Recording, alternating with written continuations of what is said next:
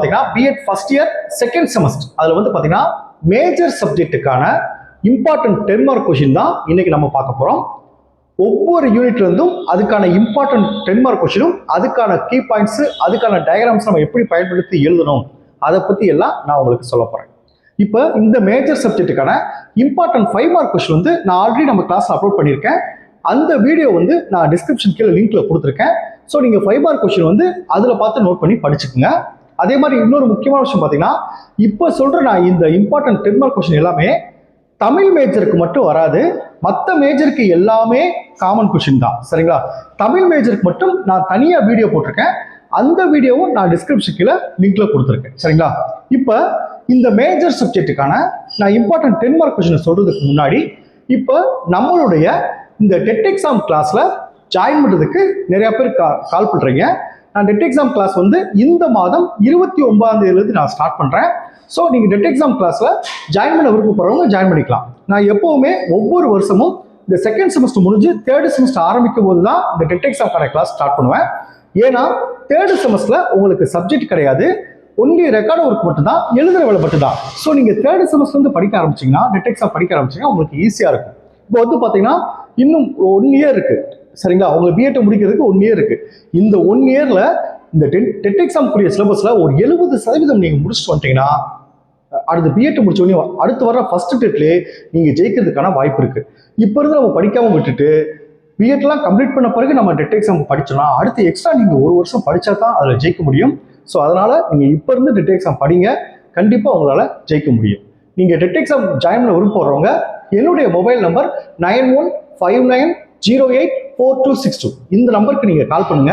நம்மளுடைய இந்த TET exam கிளாஸ்ல நீங்க எப்படி ஜாயின் பண்ண சொல்லி உங்களுக்கு டீட்டெயிலா சொல்லிடுவேன். நீங்க செகண்ட் செமஸ்டர் முடிச்சுட்டு எனக்கு கால் பண்ணுங்க. நம்மளுடைய கிளாஸ்ல நீங்க எப்படி ஜாயின் பண்ண சொல்லி நான் உங்களுக்கு டீட்டெயிலா சொல்றேன். சரிங்களா? ஓகே. இப்போ ஃபர்ஸ்ட் ஒவ்வொரு சப்ஜெக்ட்ல இருந்தும் என்னென்ன எத்தனை யூனிட்ஸ் எத்தனை கொஸ்டின் எடுத்திருக்கேன் அதை நான் சொல்லிடுறேன். ஒவ்வொரு யூனிட்ல இருந்தும் எத்தனை 10 மார்க் கொஸ்டின் எடுத்திருக்கேன் நான் சொல்லிடுறேன்.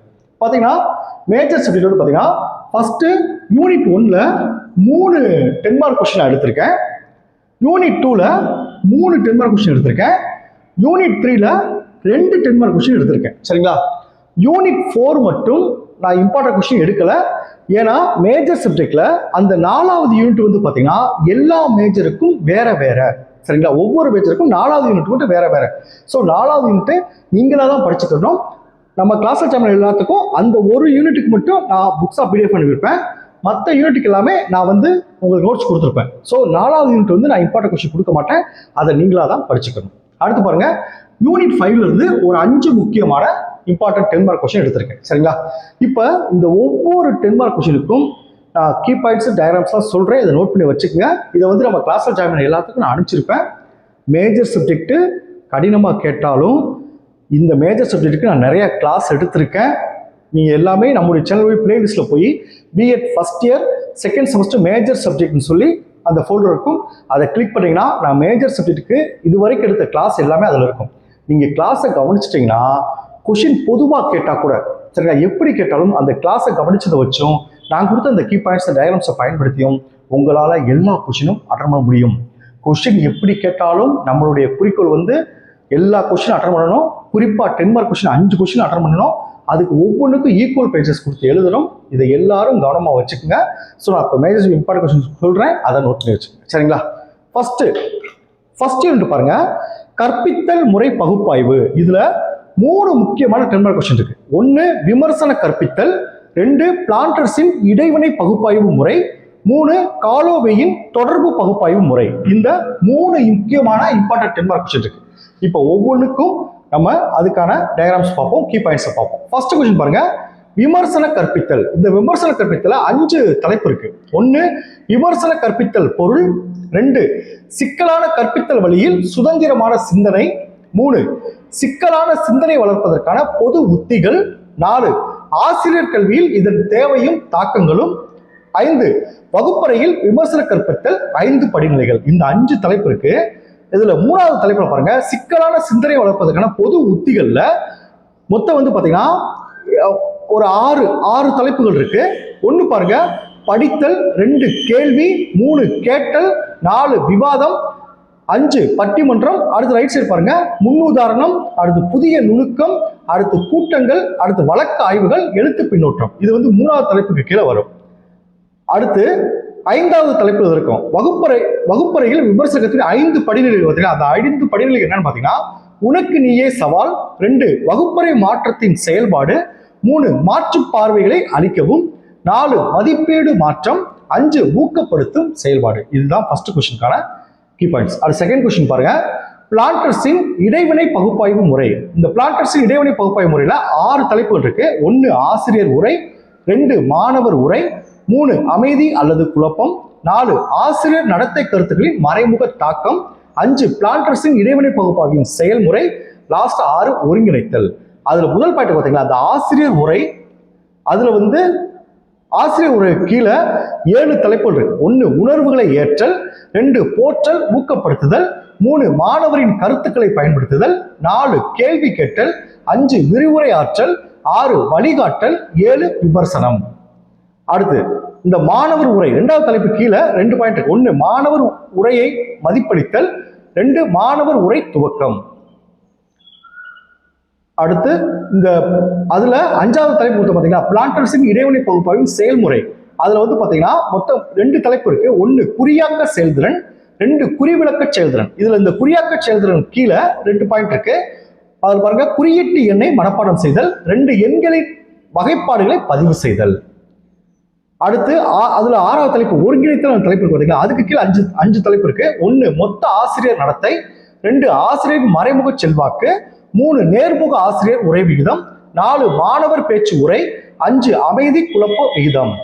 அடுத்து 3வது கொஸ்டின் பாருங்க, காலோவின் தொடர் பகுப்பாய்வு அமைப்பு. இதுல 6 பாயிண்ட் இருக்கு. முதல் பாயிண்ட் பாருங்க அனுமானம், 2வது பாயிண்ட் பாருங்க சார்லஸ் காலோவின் முறையின் பண்புகள், 3வது வந்து படிநிலைகள். அந்த படிநிலைகள் கீழே 3 பாயிண்ட் இருக்கு.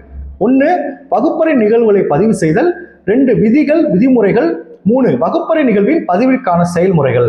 4வது பாயிண்ட் பாருங்க மொழிசார் மற்றும் மொழிசாரா நடத்தைகள், 5 பயன்கள், 6 குறைபாடுகள். அடுத்து செகண்ட் யூனிட் பாருங்க கற்பித்தல் மாதிரி. இதுல 3 முக்கியமான 10 மார்க் கொஸ்டின் இருக்கு. 1 வில்லியம் கார்டனின் ஒத்திசைவான மாதிரி, 2 கார்ல் ரோஜரின் வழிகாட்டுதல் இல்லாத மாதிரி, 3 பைரன் மஸ்லியாஸ் மற்றும் பெஞ்சமின் காக்ஸின் சமூக விசாரணை. இந்த 3 கேள்வி இருக்கு. அதுல இந்த வில்லியம் கார்டனின் ஒத்திசைவான மாதிரி கீழே 3 தலைப்பு இருக்கு. 1 உருவக செயல்பாடு, 2 தொடரியல், 3 பயிற்றுவிப்பு மற்றும் வளர்ப்பு விளைவுகள். இதுல முதல் பாயிண்ட் கீழே பாருங்க உருவக செயல்பாடு கீழே 3 பாயிண்ட் இருக்கு. 1 தனிப்பட்ட ஒப்புமை, 2 நேரடி ஒப்புமை, 3 சுருக்கப்பட்ட முரண்பாடு. அடுத்து தொடரியல் அந்த தலைப்பு கீழே வந்து பாத்தீங்கன்னா 6 தலைப்புகள் இருக்கு. 1 வியூகம் 1 முதல் கட்டம் தற்போதைய நிலையின் விளக்கம், கட்டம் 2 நேரடி ஒப்புமை, 3ஆம் கட்டம் தனிப்பட்ட ஒப்புமை, 4ஆம் கட்டம் சுருக்கப்பட்ட முரண்பாடு, கட்டம் 5 நேரடி ஒப்புமை, கட்டம் 6 அசல் பணிகளின் மறு ஆய்வு. அடுத்து வியூகம் 2 கீழே ஒரு 7 தலைப்பு இருக்கு. 1 முதல் கட்டம் அடிப்படை உள்ளீடு, கட்டம் 2 நேரடி ஒப்புமை, கட்டம் 3 தனிப்பட்ட ஒப்புமை, கட்டம் 4 ஒப்புமைகளை ஒதுப்பிடுதல், கட்டம் 5 வேறுபாடுகளை விளக்குதல், கட்டம் 6 ஆய்வு, கட்டம் 7 ஒப்புமை உருவாக்குதல். அடுத்து செகண்ட் கொஸ்டின் பாருங்க கார்ல் ரோஜரின் வழிகாட்டுதல் இல்லாத மாதிரி. இதுல வந்து பாத்தீங்கன்னா மொத்தம் 7 பாயிண்ட் இருக்கு. 1 அனுமானம், 2 வழிகாட்டுதல் இல்லாத கற்பித்தல் மாதிரி இலக்குகள், 3 வழிகாட்டுதல் இல்லாத நேர்காணல், 4 நேரடி நேர்காணலின் பயன்கள், 5 வழிகாட்டுதல் இல்லாத ஆசிரியர் பதில்கள், 6 கற்பித்தல் மாதிரி படிநிலைகள், 7 பயன்பாடு, 8 அறிவுறுத்தல் மற்றும் ஊக்கமளிக்கும் விளைவு. இதுல 8 பாயிண்ட் இருக்கு. சரிங்களா? அடுத்து அதுல 6ஆவது பாயிண்ட் கீழே இந்த கற்பித்தல் மாதிரி படிநிலைகள் அந்த 6ஆவது பாயிண்ட் கீழே 5 பாயிண்ட் இருக்கு. 1 உதவி நிலைமையை வரையறுத்தல், 2 சிக்கலை ஆராய்தல், 3 நுண்ணறிவுகளை உருவாக்குதல், 4 திட்டமிடல் மற்றும் முடிவெடுத்தல், 5 ஒருங்கிணைப்பு. அடுத்து 3ஆவது கொஸ்டின் பாருங்க பைரன் மஸ்லியாஸ் மற்றும் பெஞ்சமின் காக்ஸின் சமூக விசாரணை. இதுல மொத்தம் 12 தலைப்பு இருக்கு. 1 கவனம், 2 தொடரியல், 3 சமூக அமைப்பு, 4 ஆதரவு அமைப்பு, 5 வகுப்பறை பயன்பாடு, 6 கருதுகோள் வளர்ச்சி, 7 கருதுகோள் சரிபார்ப்புகளை ஆதாரங்களை சேகரிக்கவும், 8 தீர்ப்பு பற்றிய பொதுமைப்படுத்தல் அல்லது அறிக்கை, 9 பயன்பாடு, 10 விளைவு அறிவுறுத்தல், 11 நன்மைகள், 12 குறைபாடுகள். அடுத்து தேர்ட் யூனிட் பாருங்க, செயல்பாடு அடிப்படையிலான மற்றும் குழு கட்டுப்படுத்தப்பட்ட அறிவுறுத்தல். இதுல ரெண்டு முக்கியமான கொஸ்டின் இருக்கு. ஒன்னு குழு கட்டுப்படுத்தப்பட்ட அறிவுறுத்தலின் வகைகள், ரெண்டு செயல்பாடு அடிப்படையிலான அறிவுறுத்தலின் வகைப்பாடு. அதுல ஃபர்ஸ்ட் ஒன்று பாருங்க, குழு கட்டுப்படுத்தப்பட்ட அறிவுறுத்தலின் வகைகள்ல 7 தலைப்பு இருக்கு. ஒன்னு குழு ஊடாடும் அமர்வுகள், 2 குழு ஊடாடும் அமர்வுகளின் அடிப்படை கூறுகள், 3 குழு ஊடாடும் அமர்வின் வெவ்வேறு கட்டம், 4 பிந்தைய ஊடாடும் அமர்வு செயல்பாடுகள், 5 குழு பணியை உள்ளடக்கிய குழு செயல்பாடுகள், 6 குழு விசாரணை, 7 குழு திட்டங்கள். அதுல 2வது தலைப்பு கீழே இந்த குழு ஊடாடும் அமர்வுகளின் அடிப்படை கூறுகள். அதுல 4 தலைப்பு இருக்கு. 1 தலைவர், 2 பேச்சாளர், 3 பங்கேற்பாளர், 4 பதிவாளர். அதுல 3வது தலைப்பு கீழே குழு ஊடாடும் அமர்வின் வெவ்வேறு கட்டங்கள். 2 முக்கிய கட்டங்கள் இருக்கு. 1 முன் ஊடாடும் அமர்வின் படிகள். இந்த முன் ஊடாடும் அமர்வின் படிவுகள் கீழே ஒரு 5 பாயிண்ட் இருக்கு. 1 பாருங்க, ஊடாடும் அமர்வுகளுக்கு தனி வெயிட்டேஜ் ஒதுக்கவும், 2 தலைப்புகள் ஒதுக்கீடு, 3 விளக்க காட்சியின் தேதிகளை தீர்மானிக்கவும், 4 எழுத்துக்களை தயாரிப்பதற்கு மாணவர்களுக்கு வழிகாட்டுதல் மற்றும் ஊக்குவித்தல், 5 இருக்கை ஏற்பாடு செய்தல். அது 2வது தலைப்பு பாருங்க, ஊடாடும் அமர்வை நடத்துதல். அதுல ஒரு 5 பாயிண்ட் இருக்கு. 1 துவக்குபவர், 2 ஊக்கமளிப்பவர், 3 எளிதாக்குபவர், 4 மதிப்பீட்டாளர், 5 கட்டுப்படுத்துபவர். அடுத்து செகண்ட் கொஸ்டின் பாருங்க, செயல்பாடு அடிப்படையிலான அறிவுறுத்தலின் வகைப்பாடு. ஒரு 6 வகைப்பாடு இருக்கு. 1 வேடம் ஏற்றல், 2 உருவகப்படுத்துதல், 3 சம்பவ முறை, 4 வழக்காய்வு முறை, 5 விளையாட்டுகள், 6 முன்னுரிமை பயிற்சிகள். அதுல 1 வேடம் ஏற்றல். அது வேடம் ஏற்றல் கீழே 4 பாயிண்ட் இருக்கு. 1 ஒரு வேடம் ஏற்றல் பயிற்சி எவ்வாறு நடத்துதல். அதுக்கு கீழே 3 தலைப்பு இருக்கு. அமைத்தல், நாடக மேடை, பின்தொடர்தல். செகண்ட் பாயிண்ட் பாருங்க, ஒரு பயிற்சி நுட்பமாக வேடமேற்றல் விளையாட்டின் நோக்கங்கள். 3வது பாயிண்ட் பாருங்க, பங்கு வர்க்கும் அம்சங்கள் செய்து கற்றலுக்கான ஒரு பயிற்சி முறையாக. அதுல ஒரு 4 தலைப்பு இருக்கு. 1 செய்வதன் மூலம் கற்றல், 2 உருவப்படுத்தல் மூலம் கற்றல், 3 கவனிப்பு மற்றும் கருத்து மூலம் கற்றல், 4 பகுப்பாய்வு மற்றும் கருத்தியாக்க மூலம் கற்றல். அடுத்த 4வது பாயிண்ட் பாருங்க, வேடம் ஏற்றலை ஒரு பயிற்சி நுட்பமாக கொண்டு செல்வத்தின் நன்மைகள் அல்லது விளைவுகள்.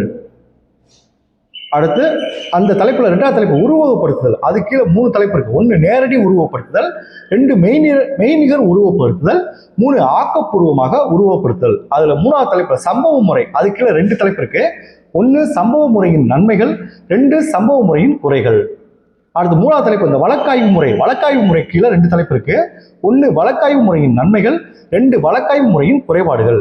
அடுத்து 5வது தலைப்பு இந்த விளையாட்டுகள் இருக்கு பாத்தீங்களா, அதுக்கு கீழே 2 தலைப்பு இருக்கு. 1 விளையாட்டு அடிப்படையிலான கற்றலின் நன்மைகள், 2 விளையாட்டு அடிப்படையிலான கற்றலின் குறைபாடுகள்.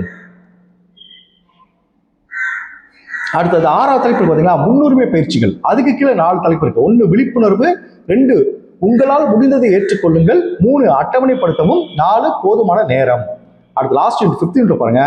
5th யூனிட் பொறுத்தவரைக்கும் 5 முக்கியமான கொஸ்டின் இருக்கு.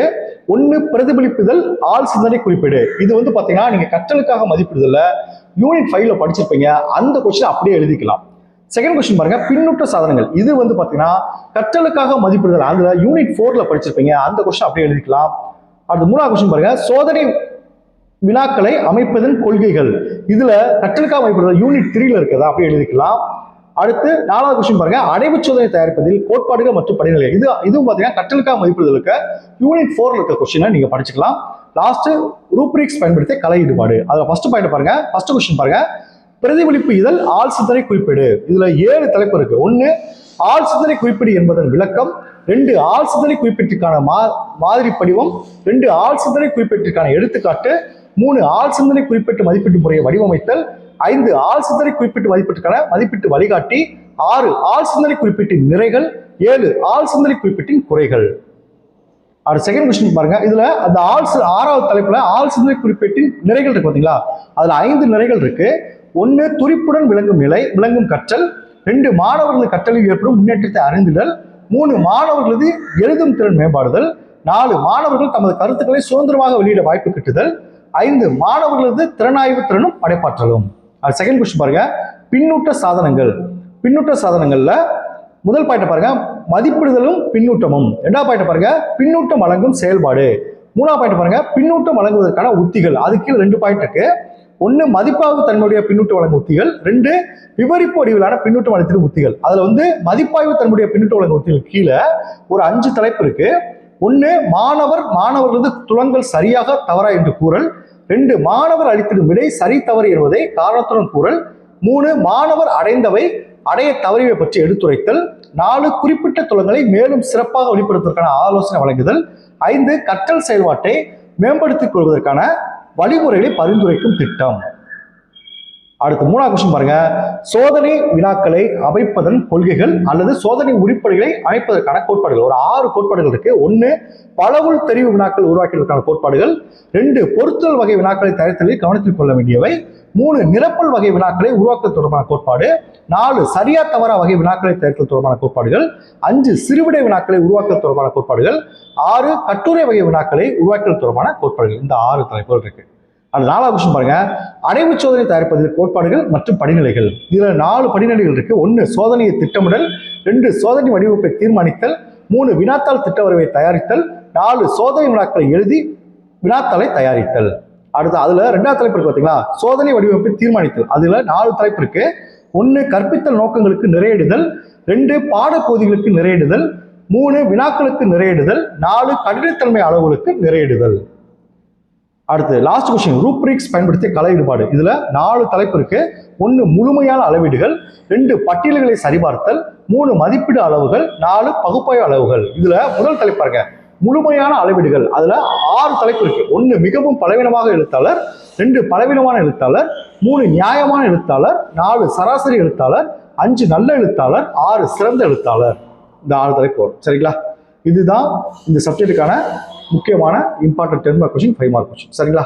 Okay, thank you students. நம்ம நெக்ஸ்ட் லெசன் பார்ப்போம்.